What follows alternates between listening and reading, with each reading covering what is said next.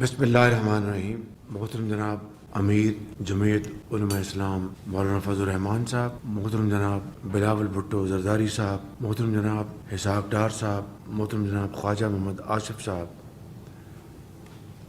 محترم جناب سردار اختر مینگل صاحب، جناب آفتاب احمد خان شیرپاؤ صاحب، میرے چھوٹے بھائی جناب امیر حیدر ہوتی صاحب، مولانا اسد محمود صاحب، جناب محسن داور صاحب، جناب سینیٹر منظور احمد کاکڑ صاحب، جناب صادق افتخار صاحب، جناب محب علی پلپوٹو صاحب، میر علی نواز شاہ صاحب، محترمہ مریم اورنگزیب صاحبہ، جناب اسلم بوتانی صاحب، جناب رانا ثناء اللہ خان صاحب، جناب چودھری سالک حسین صاحب، محترم نوابزادہ شاہ زین بگٹی صاحب، میں آپ سب کو دل کی گہرائیوں سے خوش آمدید کہتا ہوں اور آپ کا شکریہ ادا کرتا ہوں کہ آپ نے آج اپنی مصروف گھڑیوں سے وقت نکال کر آپ یہاں میری دعوت پر تشریف لائے تاکہ ہم اکٹھے پھر بیٹھ کے ہم یہ جو اتحاد 16 ماہ پہلے بنا تھا اس کو اللہ تعالیٰ نے باوجود بے پناہ مشکلات کے اور بے پناہ تکالیف کے اور چیلنجز کے، چاہے وہ مالی مشکلات تھیں، چاہے وہ سیاسی افراتفری تھی، چاہے وہ معاشی اور مہنگائی کی ایک بہت شدید لہر تھی، چاہے وہ بدترین سیلاب تھے، تو ان تمام مراحل کو آپ نے اپنی لگن، محنت اور قومی جذبے کے ساتھ آپ نے طے کیا. راستے میں کئی رکاوٹیں آئیں، کئی پہاڑ نما مسائل تھے، لیکن آپ نے ہمت نہیں ہاری اور یہ قافلہ چلتا گیا.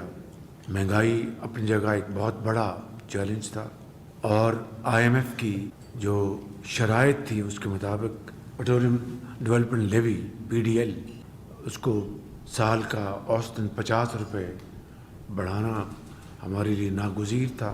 تو آپ کو یاد ہوگا بعض اوقات 40 روپے بھی ہمیں بڑھانا پڑا اور کیبنٹ میں یقیناً جہاں پر آپ مشکل صورتحال کو سمجھتے تھے وہاں پر سیاسی طور پر غریب آدمی کے حوالے سے آپ سب یک زبان ہو کے بات کرتے تھے کہ یہ ہمیں ہمارے لیے ایک بہت مشکل ہے، بڑی تکلیف ہے، لیکن کیا کریں کہ یہ مجبوری ہے. لیکن پھر بعض مہینوں میں آپ نے دیکھا کہ قیمتیں کم بھی ہوئیں. پچھلی جو قیمتیں بڑھائی گئیں اس سے پچھلی مرتبہ قیمتیں کم بھی ہوتی رہیں، لیکن یہ مجموعی طور پر ایک بدترین دور تھا عالمی مہنگائی کے حوالے سے، کیونکہ جنگ ہو رہی تھی یوکرین میں، اس کی وجہ سے کموڈٹیز کا بے پناہ ایک پریشر آیا قیمتوں کا. ایڈیبل آئل تھا، چاہے وہ گندم تھی، چاہے وہ فرٹیلائزر تھا. لیکن ان تمام مشکلات کو آپ نے مجموعی حکمت سے آپ نے اس کو عبور کیا اور ہم آگے چلتے آئے. بالآخر اللہ تعالیٰ نے پھر کچھ مہربانی فرمائی. گندم کی پچھلے 10 سال میں ریکارڈ پیداوار ہوئی. پچھلے سال ہم نے پچھلی حکومت کی گندم کی میدان میں بہت کم پیداوار ہونے کی وجہ سے $2 ارب کی ہمیں باہر سے امپورٹ کرنی پڑی. IMF کے ساتھ جو ایک بہت ہی مشکل مرحلہ طے نہیں ہو رہا تھا، اس کی بنا پر کبھی ڈالر اوپر جاتا تھا، کبھی نیچے آتا تھا. امپورٹس کو ہمیں دبانا پڑا، کم کرنا پڑا تاکہ ہمارے جو زر مبادلہ کے ذخائر ہیں ان کو کنٹرول کیا جا سکے. اس کے علاوہ دیگر جو مشکلات تھیں، سیاسی افراتفری، کبھی لانگ مارچ ہو رہا ہے، پچھلے سال کی بات کر رہا ہوں، کبھی دھرنا ہو رہا ہے اور اس کے ساتھ جو جڑے ہوئے مسائل تھے اس کے بارے میں آپ سب اچھی طرح جانتے ہیں. اسی طریقے سے خارجہ پالیسی کے حوالے سے ایک تباہ کن صورتحال تھی. اس بارے میں مجھ سے زیادہ وزیر خارجہ نہ صرف بہتر جانتے ہیں بلکہ اچھی طرح بتا بھی سکتے ہیں. لیکن اللہ تعالیٰ نے اس محاذ پر بھی کامیابی دی اور مشترکہ کاوشوں سے وزیر خارجہ کی اور اجتماعی کاوشوں سے اس میں بہتری آنا شروع ہوئی، جس کا بالآخر بہت اچھا نتیجہ نکلا اور بالآخر IMF کا بھی معاہدہ ہو گیا، جس کے اوپر اللہ تعالیٰ کا جتنا بھی شکر ادا کریں کم ہے. کیونکہ اگر یہ معاہدہ نہ ہوتا مجھے اس میں کوئی شک نہیں تھا ایک ملک کے اندر تباہ کن صورتحال ہوتی، ادویات کی دکانوں پر لائنیں لگی ہوتی، لائف سیونگ ڈرگس نہ ملتی اور بچوں کے لیے خشک دودھ اس کے اوپر لائنیں لگی ہوتی.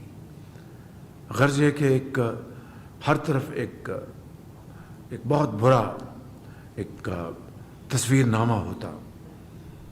بینکس کے ساتھ LCs نہ کھل پاتی، اگر کھلتی تو باہر کے جو گاہک ہیں اس کو ایکسیپٹ نہ کرتے جب تک کہ انٹرنیشنل بینکس اس کو انڈورس نہ کریں. انٹرنیشنل بینکس شاید انکار کر دیتے. مطلب ایک عجیب صورتحال ہوتی، زراعت، صنعتیں، بے روزگاری. تو اللہ نے بڑا کرم کیا، بالآخر اجتماعی کاوشوں سے IMF کا معاہدہ بھی سائن ہو گیا اور اللہ نے بڑا کرم کیا. پھر 9 مئی کا واقعہ آیا اور اس دلخراش واقعے نے ایک نئی ملک کے اندر افراتفری اور بے یقینی کی ایک بہت خطرناک صورتحال پیدا کر دی. گو کہ یہ ایک بڑا المناک واقعہ تھا، لیکن خیر کا پہلو ہی نکلا کہ مکروہ چہرے سامنے آ گئے اور پوری قوم نے ان چہروں کو پہچان لیا. تو اس طرح میں سمجھتا ہوں کہ ہم بہت یعنی لمبا سفر کر کے، جس میں پہاڑ نما مشکلات تھیں، خاردار راستے تھے، لیکن خدا نے بڑا کرم کیا اور کچھ بہتری آئی. میں یہ تو نہیں کہتا کہ بہت بہتری یہ آئی کہ ڈیفالٹ سے ملک نکل گیا اور دوست نما دشمن بد دعائیں کر رہے تھے کہ ڈیفالٹ ہو جائے تاکہ پاکستان بالکل تباہی کے دہانے پہنچ جائے، جس کے لیے تانے بانے ان کی حکومت تک جاتے ہیں. اسی طرح امریکہ کا سائفر کا جو معاملہ تھا وہ ایک انتہائی خطرناک، ایک انتہائی شرمناک ایک پاکستان کے خلاف سازش تھی اور اس کے جال تانے بانے یہیں بنے گئے. وہ ساری حقیقت آپ کے سامنے ہے. کل پھر کسی ویب سائٹ پہ وہ سائفر چھپ گیا تو میں نے ایک انٹرویو میں کہا کہ اگر سائفر گم ہو گیا تھا تو یہ چھپا کیسے؟ اور الحاظ القیاس اس کی کئی اور جہتیں ہیں. جو نیشنل سیکورٹی کمیٹی کی میٹنگز ہوئی میری صدارت میں، اور وہاں پر جب یہ پچھلے سال کی بات ہے، وہاں پر جب موجودہ سیکرٹری خارجہ جو اس وقت امریکہ میں سفیر تھے، انہوں نے علل اعلان وہاں پر کہا کہ میں نے وہی کچھ سائفر میں لکھا ہے جو میری گفتگو ہوئی ڈونلڈ لو سے، اور میں نے اپنا اندازہ بتایا. کچھ انہوں نے جو سفارتی آداب ہیں اس کو انہوں نے ضرور ٹریس پاس کیا، جس کے لیے باقاعدہ ان کو ڈیمارش کیا گیا. لیکن اس نے کہا کہ سازش کا تو کہیں دور دور تک ذکر نہیں ہوا. تو اس طرح اس کا بھی پول کھل گیا. پھر کبھی کہا کہ امریکہ نے سازش نہیں کی، یہ فلاں نے کی ہے، فلاں نے کی ہے، کیونکہ میں روس سے قریب ہو رہا تھا یا کیا ہو رہا تھا. یعنی سر سے لے کے پاؤں تک دن رات جھوٹ. اور سب سے بدترین جو بات وہ یہ ہے کہ اس معاشرے میں زہر گھول دیا گیا. دن رات پوری اپوزیشن کو مدعون کیا گیا یا کروایا گیا، اور ڈاکو چور کا دن رات گردان کی گئی اور اپنے آپ کو کہا کہ میں فرشتہ ہوں، یہ باقی سب ڈاکو چور ہے۔ ریاست مدینہ کی دن رات گردان کی گئی، عمل اس کے بالکل برعکس ان چیزوں نے پاکستان کی ساکھ کو بری طرح مجروح کیا۔ پھر خود ہی گھڑیوں کے اور زیورات میں پکڑے گئے۔ یہ اللہ تعالیٰ کی طرف سے ہے، انسان کا اس میں کوئی عمل دخل نہیں ہے۔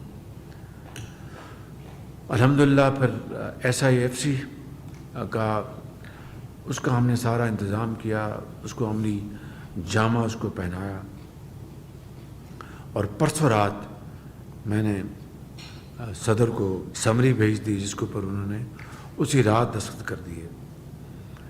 کل میری راجہ ریاض صاحب جو لیڈر دی اپوزیشن ہے ان سے مشورہ ہوا، تو ان کی یہ خواہش تھی، ہم دونوں نے طے کیا کہ ہم ناموں کا جو بھی نام ڈسکس ہوئے اس کا پبلک میں کسی کا نام نہیں لیں گے۔ تو آج دوسرا راؤنڈ ہونا تھا، مجھے آج اچانک کسی ضروری کام کے لیے لاہور جانا پڑا، تو وہ بڑی میری مصروفیت بڑی اہم تھی۔ پھر میں واپس آیا تو مریم اور زیب نے پوری طرح مجھے جکڑ رکھا تھا، کوئی 6-7 انٹرویوز تھے اور نہ جانے اور بھی کئی ایونٹس تھے۔ اس کے بعد میں نے آپ سب کو یہاں پر مدعو کر رکھا تھا، آج آپ سے مشاورت بھی ہو جائے گی، تو کل میں راجہ ریاض صاحب کو دوبارہ دعوت دوں گا، اور امید کی جانی چاہیے کہ معاملہ ایک اچھے طریقے سے طے پا جائے۔ مگر افسوس کی بات ہے کہ صدر پاکستان نے مجھے آج خط لکھ دیا ہے، اور مجھے میرے سیکرٹری صاحب نے بتایا، اب یا ان کی لا علمی کی وجہ ہے جو کہ ہو نہیں سکتی، اتنی لا علمی کس طرح ہو سکتی ہے کہ ان کو شعور نہیں ہے، علم نہیں ہے کہ یہ مرحلہ 8 دن پر محیط ہے۔ 3 دن وزیر اعظم اور لیڈر دی اپوزیشن طے ہو جائے فبیہا، نہیں طے ہوتا تو پھر 3 دن اور ہاؤس کمیٹی کے پاس جاتا ہے معاملہ، پھر وہاں مشاورت ہوتی ہے، وہاں طے ہو جائے تو فبیہا، وہاں نہیں طے ہوتا تو پھر چیف الیکشن کمشنر ان کے پاس میں 2 دن رکھتے۔ یہ پورا 8 دن کا یہ ایک پورا ایک سرکل ہے۔ تو انہوں نے مجھے خط میں لکھا کہ آپ کل رات 12 بجے تک مجھے نام بھجوا دیں۔ تو میں نے اپنے سیکرٹری کو کہا کہ ان کو کہیں کہ میں یا تو آپ کو لکھ کر بھیج دیتا ہوں کہ آپ کی لا علمی کا مجھے بہت افسوس ہوا، یا پھر آپ نے کسی اور وجہ سے خط لکھا ہے۔ تو ان کے سیکرٹری نے ابھی میرے سیکرٹری کو کہا کہ میں معذرت خواہ ہوں، یہ خط نہیں آنا چاہیے تھا۔ بہرکیف یہ ایک ابھی چند گھنٹے کی یہ واردات ہے، تو انشاءاللہ اس کو ہم طے کر لیں گے۔ میں آخر میں آپ سب کا فرداً جو تمام بلاول بھٹو صاحب سے لے کر اس طرف میز پر بیٹھے ہیں، اور مولانا فضل الرحمان صاحب سے لے کر اس طرف میز پہ اور سامنے جو بیٹھے ہیں، اور جو یہاں پر آج تشریف نہیں لا سکے، سب کا میں دل کی گہرائیوں سے شکریہ ادا کرتا ہوں کہ آپ نے اس مشکل ترین پاکستان کی تاریخ کے حصے میں آپ نے جس طرح میری رہنمائی کی، مدد کی، اور ان تمام مراحل کو آپ نے انتہائی تحمل، برداشت اور بھائی چارے سے گزارا۔ میں یہ میرے لیے یہ حسین یادیں زندگی بھر میرے لیے ایک نہ صرف رہنمائی کا کام دیں گی بلکہ ایک بہت بڑا تجربہ بھی ہے۔ میں ان الفاظ کے ساتھ آپ کا شکریہ ادا کرتے ہوئے یہ عرض کروں گا کہ ابھی منزل ہنوز ابھی دور ہے، اس کے لیے یہ تو مرحلہ گزر گیا، اب آگے الیکشن کا مرحلہ آنا ہے، اس سے پہلے کیٹیگری گورنمنٹ نے آنا ہے۔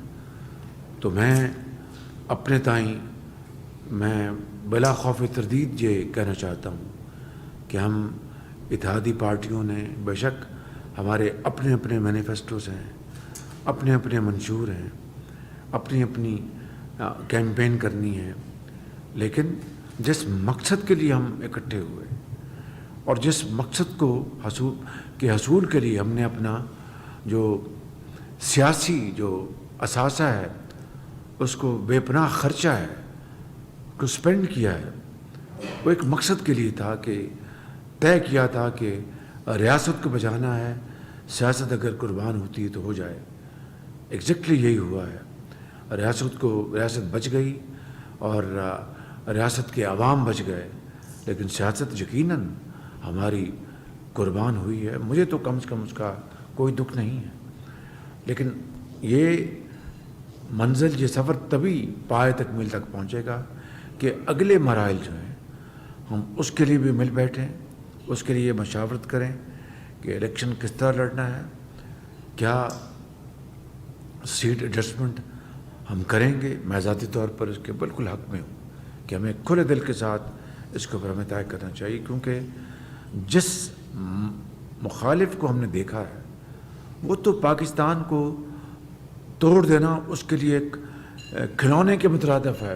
مجھے بڑی تکلیف اور مایوسی ہوتی جب میں یہ سوچتا ہوں اور منہ پہ یہ الفاظ آتے ہیں۔ بڑے بڑے وزیر اعظم آئے، بڑے بڑے لیڈر آئے جنہوں نے بڑی بڑی مشکلات برداشت کی، شہید ہوئے، جلا وطن ہوئے، لیکن کبھی انہوں نے پاکستان اپنی مادر وطن کے خلاف کچھ کرنا تو دور کی بات ہے، سوچا بھی نہیں۔ چاہے وہ سندھی سیاستدان تھے، چاہے وہ بلوچ سیاستدان تھے، چاہے وہ پنجابی کے پی کے یا دوسرے علاقوں کے۔ یہ پہلا موقع ہے کہ ایک سابق وزیر اعظم اس نے کہا کہ میں ہوں تو سب کچھ، میں نہیں تو کچھ بھی نہیں، اور یہی سوچ اس کو بالآخر 9 مئی پہ اوپر لے کے آئی۔ اس کے اور جتھے نے ریاست کے خلاف بغاوت کی، پاکستان کے خلاف بغاوت کی، فوج کے خلاف بغاوت کی اور سپہ سالار کے خلاف بغاوت کی۔ یہ کوئی معمولی بات نہیں ہے، یہ تو ایک یعنی خطرناک ترین یہ ایک مہم جو ہوئی، جس کو اللہ تعالیٰ نے اپنے کرم سے بچایا، کیونکہ پاکستان کی بہت بڑی اکثریت نے 9 تاریخ میں ان واقعات کا ساتھ نہیں دیا۔ میں آپ سب کا بہت شکر گزار ہوں، آپ سب نے میری بڑی معاونت کی۔ اللہ تعالیٰ آپ کو ہمیشہ آباد رکھے۔ آپ کا بہت شکریہ۔